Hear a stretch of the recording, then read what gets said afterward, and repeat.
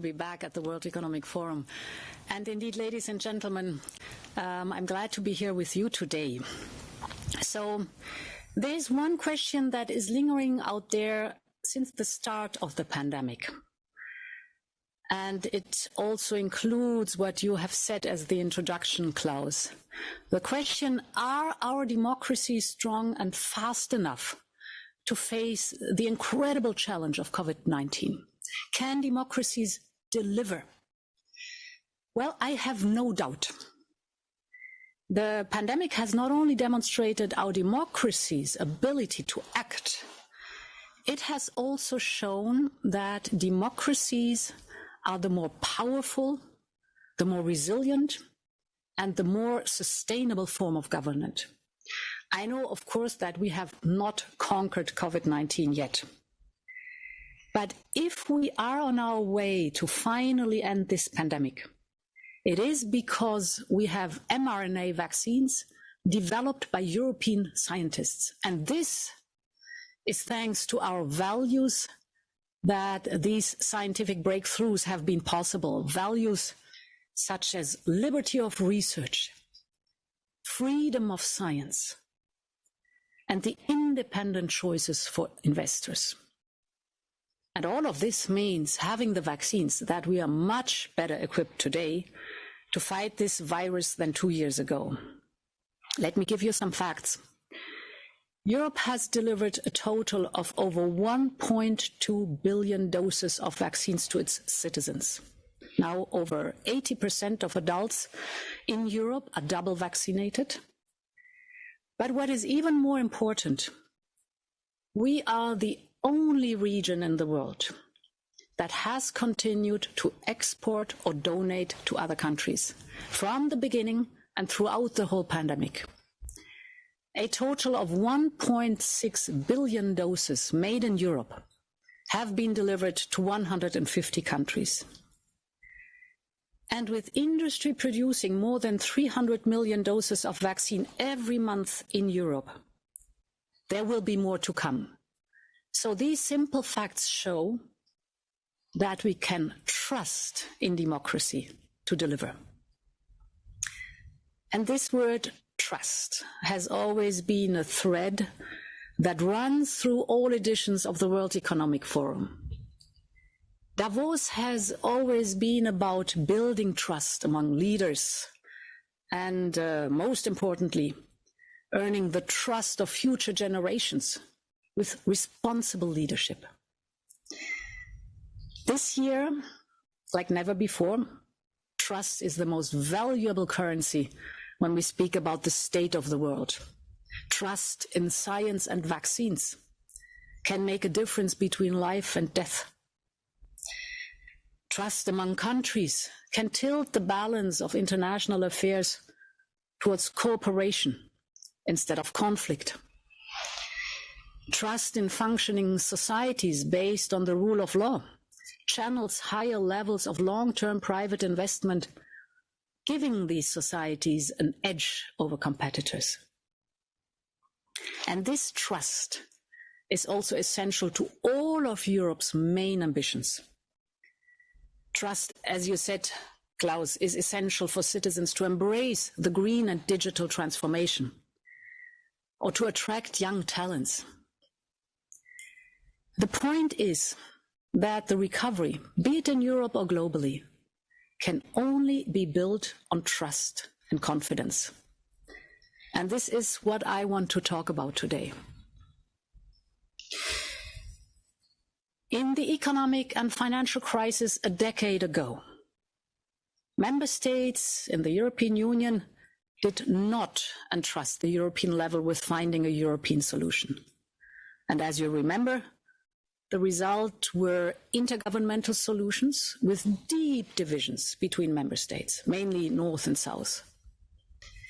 This time, with the pandemic's economic crisis, indeed, the 27 member states trusted the European level.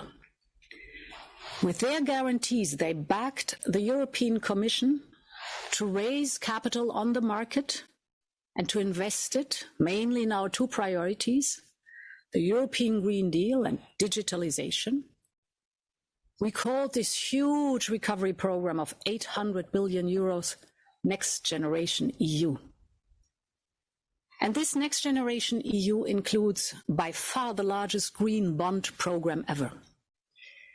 We will invest close to 40% of Next Generation EU in green projects. That's up to 300 billion euros. And so far, all the bonds we issued to finance these investments were heavily oversubscribed. And over 1/3 of our bonds were bought by investors from outside the European Union. This is a clear sign of confidence and trust in Europe from the rest of the world. But of course, I know we must do more. So public investment alone won't work miracles unless they are matched by strong private investments. Europe alone will need to invest an additional 360 billion euros for transforming its energy system every year. That is a staggering figure, yet it is entirely within our reach. But the private sector must come on board, and governments have to create the conditions for this to happen. And this is what we have been putting into place, brick by brick by brick. We have now the first ever European climate law, and that ensures that our climate targets are not just an ambition, but a legal obligation. We have now proposed a detailed legal framework that ensures that we can reduce our emissions by at least 55% by 2030. So this is our roadmap for the next decade, cast in law.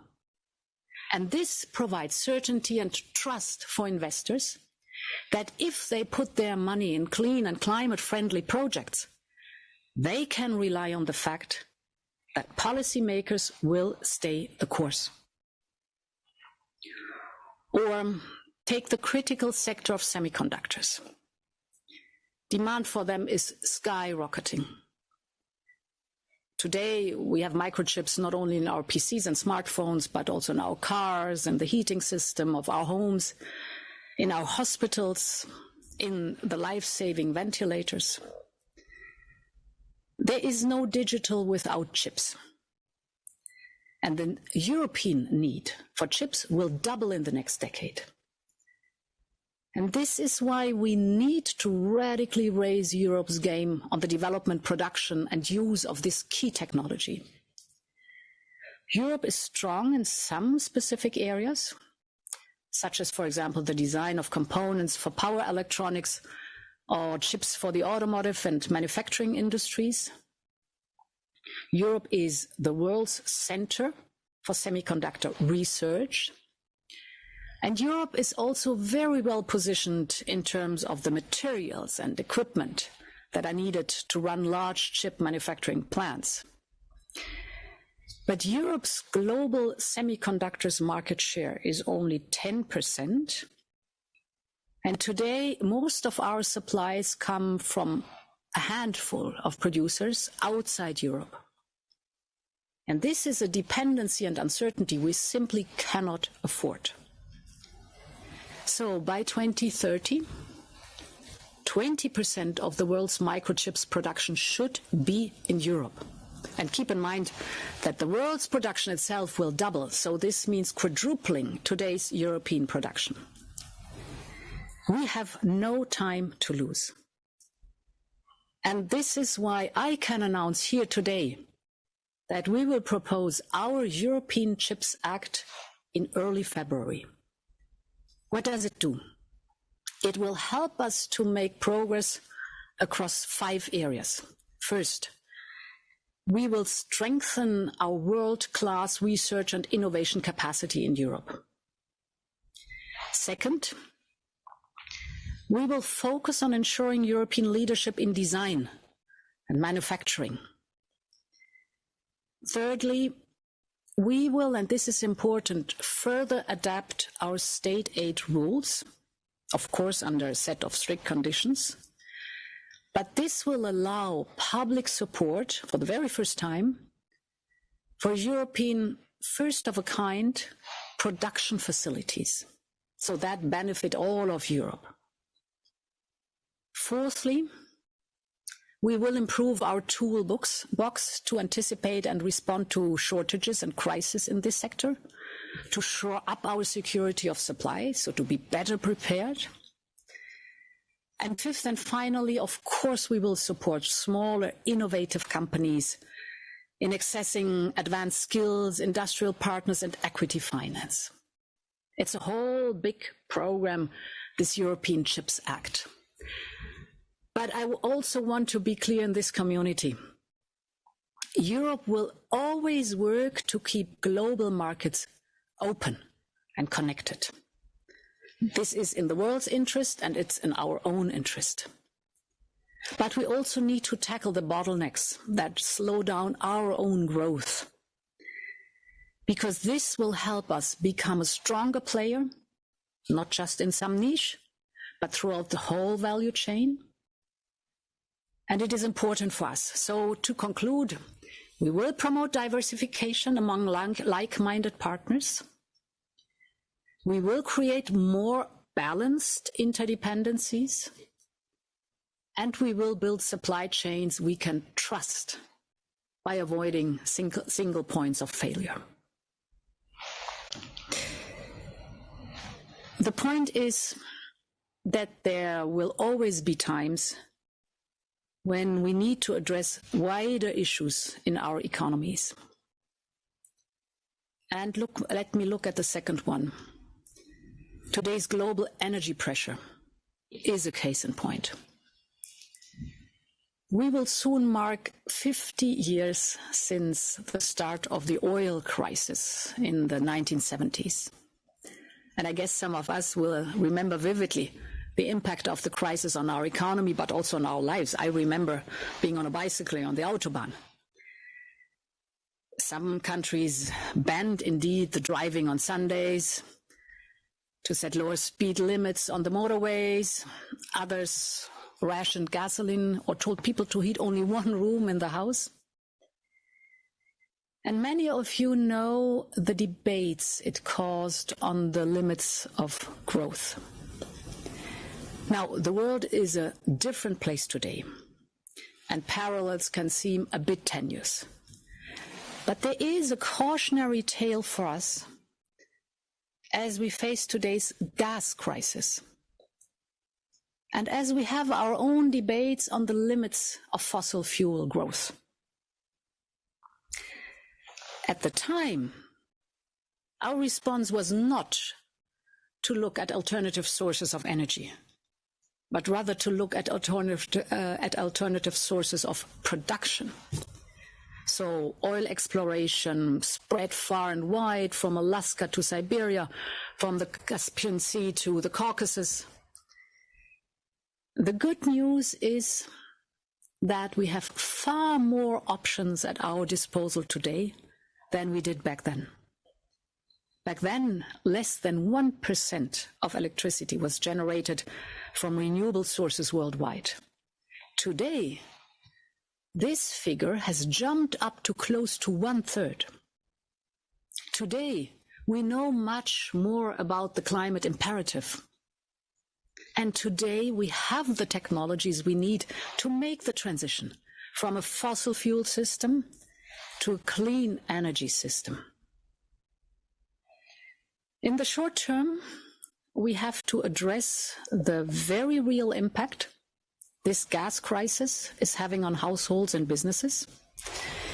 My Commission has put forward a toolbox of measures that member states are using to rapidly mitigate the impact of price rises. But fundamentally, today's gas crisis must serve to accelerate the transition to clean energy. It must provide the impetus we need to further integrate our energy market. And we must ensure that there are no energy islands or regions of Europe that are cut off from our network. We're working on all these points. But most importantly, we have to manage this necessary transition carefully. And this comes back to this central question of trust. Because people need to trust that the transition will support the most vulnerable. Businesses need to trust that the transition will improve their competitiveness. And investors need to trust that we will stay the course whenever there are bumps on the road. There will never be a linear shift from a fossil fuel-based system to the clean energy system. We must be upfront about that. But the direction is clear, and so is our commitment. As we respond to this gas crisis, we will focus on protecting those most affected. We will accelerate the transition, and we will ensure that we have the reliable suppliers we need. And this leads me to my last point. That is trust in the international arena.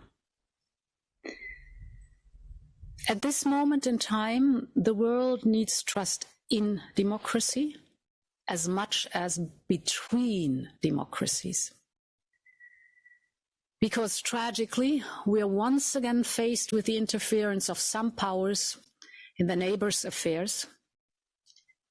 We will not go back to the old logic of competition and spheres of influence, where entire countries were treated as possessions or backyards. We have intense days of diplomacy in different formats with and without Russia. Russia has made its proposals. We made our proposals. And it is good that we engage in dialogue.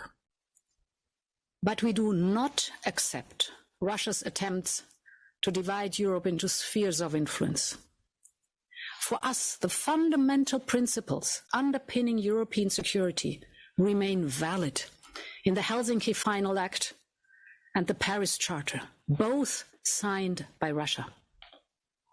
And we reaffirm our solidarity with Ukraine and our European partners that are threatened by Russia. And of course, we continue to stand behind the fundamental principle that Ukraine is free to decide as a sovereign state. To be very clear, we want this dialogue. We want conflicts to be solved in the bodies that have been formed for this purpose. But if the situation deteriorates, if there are any further attacks on the territorial integrity of Ukraine, we will respond with massive economic and financial sanctions. The transatlantic community stands firm on this. The European Union is by far Russia's biggest trading partner and by far the largest investor. And yes, this trading relationship is important to us, but it is far more important to Russia. We hope an attack won't happen, but if it does, we are prepared. And what I want us never to forget is the following. Russia and Europe share geography, culture, history. We also want a common future. Our difficulties are not with Russia or with its people. Our difficulties are with the dangerous policies of the Kremlin. It is the reenactment of familiar patterns of autocratic behavior that underscores the old truth. Where trust is lacking, force and coercion cannot replace it. And Europe's approach is completely different. We believe that trust and confidence are more sustainable than control and coercion. It is the attractiveness of our liberal democracies that the autocrats fear. Our economic success, our civil liberties, and the freedom of speech and ideas. We must step up to defend these most valuable treasures of our democracies. Again, thanks for having me, dear Klaus, ladies and gentlemen, and now I'm happy to take your questions. Thank you very much, Madam.